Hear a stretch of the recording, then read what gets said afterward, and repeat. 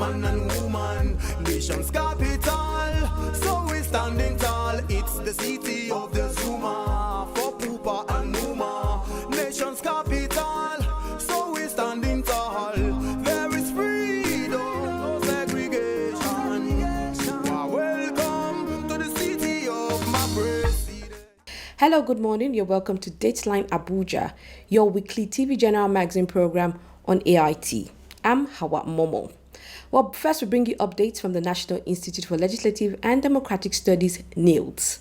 Still in the mood of commemoration, the lecturers of the University of Abuja visited the Director General of the Institute, Professor Abubakar Suleiman, to congratulate him on his reappointment, commending him on a job well done, and also encouraging him to do more, and prayed by the year 2027 he would be in the government house.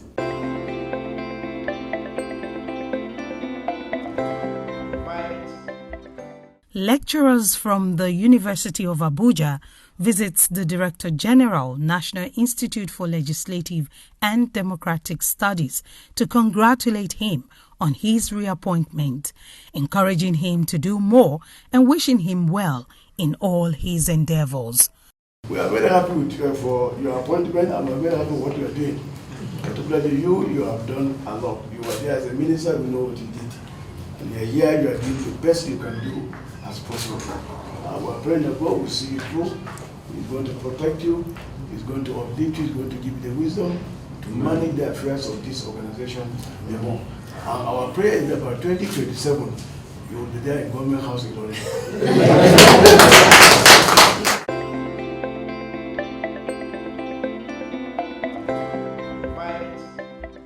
Well, still on NILDS, the Director General of the Institute, Professor Abubakar Suleiman, responded by expressing his joy and gratitude.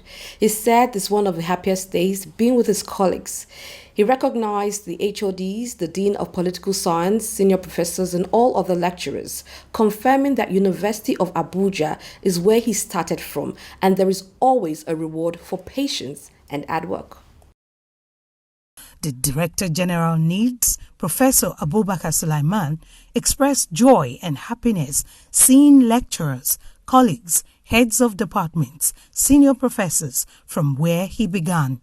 He encouraged them to go beyond covers of the university where there are so many opportunities to be leveraged on, saying there is reward in patience and hard work. I feel more delighted for this benevolence, I see that the benevolence, that you took your time to come all the way from Babalada on this, to share with me the joy of the moment, and to share with my family and indeed the institute.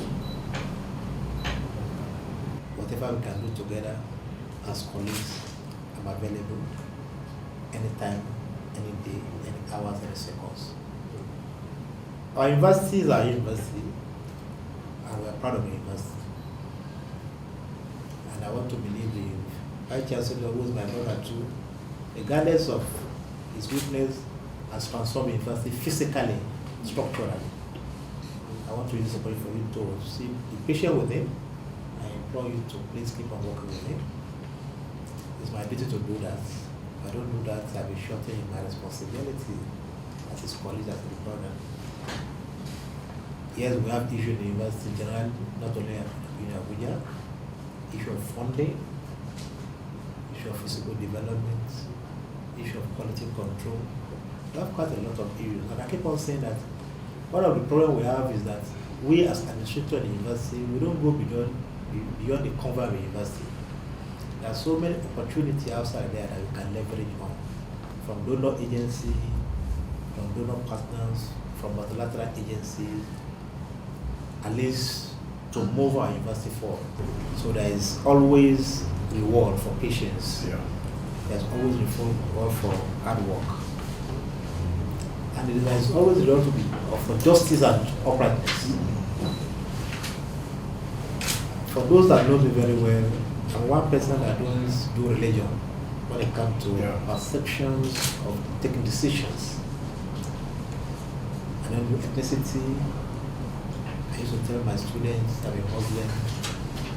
and I never pray to leave my religion. Yeah. But again, I will not be unjust to Christian brother or even traditionalists.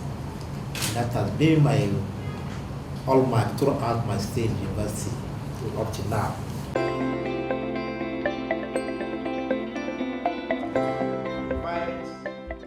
The DG NILDS mentioned the need to inculcate the security sector in the institution so that Parliament could make inputs in security debates, which brings about the Center for Legislative Security Analysis Initiative and other developments as time goes by.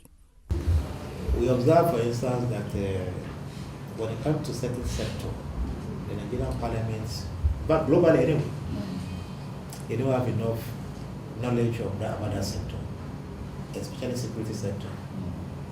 Security sector most times is always at the behest of the executive and the top price of the security, top price of security agencies.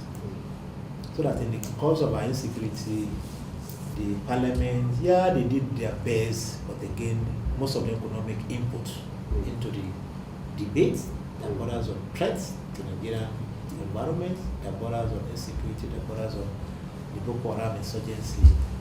And there was that gap in terms of the extent to which you could contribute to decision on insecurity. There was that gap to extent to which you can even conduct their oversight function on insecurity. So one of the things we have done, which is the first of its kind in West Africa, is to now come up with an initiative to float a center known as Center for Legislative Security Analysis. And that center will commission next month. It's the first of its kind in West Africa. As time goes, we are going to draw expertise from university, as consultants, as staff to run that center. It's domiciled under National Assembly, it's domiciled under our institute, and their assignment, their mandate is in the areas of security analysis. Come up with briefs, come up with research, come up with study, come up with capacity for Nigerian Parliament and some critical stakeholders. The second thing we are coming up this in the next 1 month is that we observe again that we have these misperceptions about the legislature. Generally, though they are thieves, they are rubber stamp, they are this, all the Nigerian allocation is with the legislature. Yes, and what I've discovered here, coming from the executive, where I was as a minister, I discovered that if you have 20 trillion in a year as budget, what goes to the National Assembly is less than 300 billion. And of this 300 billion, the senators, the House of Rep, about 500 something. Then we have agencies for the National Assembly. We have 4 critical agencies. There we have NAS management with about 10,000 staff. We have their aides. All these agencies and their staff, they are the ones that take the 250 billion. So, but the parliament, they could not tell their story. Even when they speak out, and they wouldn't want to hear them. So, we have to change the narrative, we have to change the perception. And to do this, therefore, we can't start using NTA, Radio Nigeria. That is the executive arm. So, as part of our initiative here, when I came on board, is to now, take a brief to our governing council, a proposal to say, look, we can have our own medium of reaching out to Nigerian people. Let's have our own radio station. Let's have our own TV station. And it was approved. So inshallah by next month, we shall be going on here. We shall have our own democracy radio under the legislature. Then the third one was this attitude of going to Harvard, going to Oxford for one thing or the other, which what we call advanced executive program. That we're spending dollars. To go to Harvard now at our level now, you have to get up to 10 to 20 million for just 5 days program. So we are commencing a program too, akin to what obtained in Harvard and Oxford. And there too we need seasoned academics, practitioners, so that That will now be a kind of intellectual hub for Africa. People from Parliament from Africa's foreign country will come to Nigeria. So these 3 initiatives are coming on board in the next 2 or 3 months, and this is an opportunity for us to, as colleagues, that we can leverage on. Hoping that I will round up my first time with these 3 initiatives. Then we can kickstart the second time, inshallah, from May 28th. So once again, I want to... I'm impressed.